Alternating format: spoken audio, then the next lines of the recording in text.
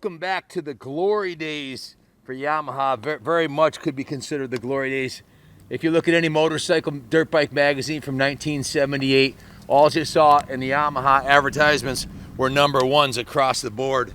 These bikes dominated in not only the A.M.A Supercross, but also the A.M.A Outdoor National Series and the Trans A.M.A. No other than Bob the Hurricane Hanna or Lumberjack or Golden Boy ring a bell. Those were the nicknames of the three Yamaha factory riders that dominated the A.M.A National Series in 1978. Rick the Lumberjack Burgett won the open class. Bob Hurricane Hanna dominated the 250 class on this very bike right here, the same bike. And Brock the Golden Boy Glover won the 125cc class. This bike was actually formerly owned right before we got it by 17-time A.M.A champion Jay Crandall. He had two of these, both of them set up. I think Jay's like 72 now. This is towards the end of his riding career. And he set these up to win the AHRMA national championships, and he kicked ass on these bikes. So the racing pedigree is absolutely 100% thoroughbred. It was the bike to have in 1978. Nothing could touch these Yamahas. These dominated. They were fast. They handled great.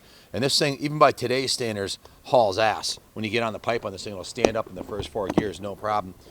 Some of the leading edge technology it had was the monoshock rear suspension. In 78, most of the manufacturers still had twin rear shocks. This monoshock was much smoother. It had the long travel forward axle front forks, the upswept pipe, the radial head. Just a fantastic piece. Jay, when he raced, he spared no expense on his bikes. This thing was completely stripped down to the frame. The frame was checked, cleaned, sandblasted, and refinished. The forks were completely rebuilt. The wheel sets were relaced and true to the brand new set of Takasago XL rims. It's got a brand new set of Dunlop tires, front and rear tires and tubes. The rear suspension, the front suspension, Yamaha was the bike to beat that year in 1978. If you look at the rear swing arm, it's kind of cool how they the factory triangulated the rear piece here and the welds on it. It's just beautiful.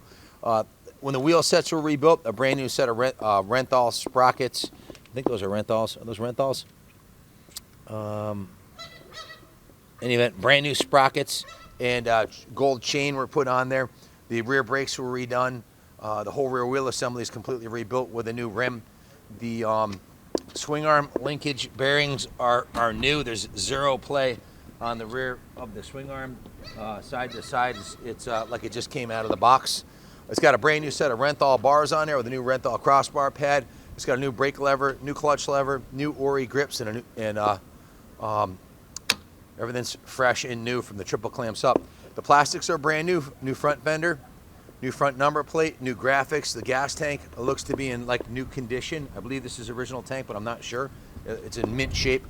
New side panels, new rear fender, and the seat has new plush, really thick seat foam, which is great if you're riding vintage bikes and you get tired and you want to sit down and take a bump. You're not going to blow your back out. All the hardware is new on it. You can see all the trick mounting bolts for the washers are the drilled out ones. The fork boots appear to be brand new. The exhaust pipe is a hand-built cone pipe like the factory teams used back in the day, and with a matching silencer. Just a kick-ass piece. It's got an oversized Mikuni carb. The cylinder was bored, sandblasted on the outside, and the head was sandblasted, and they painted the head but left the jug bare for that factory look. It was bored. The ports were cleaned up. The engine was completely, all the gaskets, head gasket, base gasket, everything was redone on the bike. I would guesstimate the ride time on the rebuild at about 4 hours based on the wear and the components that were put on there. There was no hour meter on it, but you can see it's in pristine shape. Look, it looks like it was just done. New factory graphics on the side of the gas tank. Just a kick-ass piece. If you have any questions about it, give us a call, 860-454-7024. Another nice piece here is the original. Look how small the original pegs were. They made these factory-style peg extenders so that your size 10 or 12 boot would actually fit on there, because the original factory pegs were wicked small on this. So, hey, if it was good enough for Bob the Hurricane Hanna to win the national championship on, There's no reason you can't go out and win an A.M.A championship on this very same bike, and it's ready to go.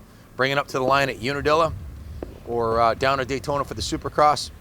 Even has the Zerk fittings to grease the front swing arm bearings installed, which I believe was a factory thing back then. Nowadays you got to pull it all apart to grease it. But anything you want to add about this kick-ass classic, Junior? Oh, message your zip code for shipping quote. Good luck bidding, guys. Thanks for watching, and this thing's ready to roll back in the museum where it'll be until it's picked up or onto the line at the races. So don't buy some old turd that you get that you think you're going to rebuild like this. It's summertime. Buy this thing and ride it. It's ready to go. If you were to buy an old 78 out of a barn and do a frame off on it, rebuild the motor, rebuild the wheels, put new wheel sets, new tires, rebuild the forks, put all new plastics and graphics on it, it'll cost you, if you bought it to a shop to do it, you'd probably be looking at about 40 hours labor at 90 bucks an hour plus parts. So you'd spend well north of $5,000 to have a shop do a frame off on it if you could even find one that was willing to do it. And if you do it yourself, you're going to spend thousands of dollars in parts and a summer of weekends working on it, so nights and weekends. So this one's done. It's ready to roll, ready to go for summer fun. Thanks for watching. If you have any questions, give us a call. God bless America.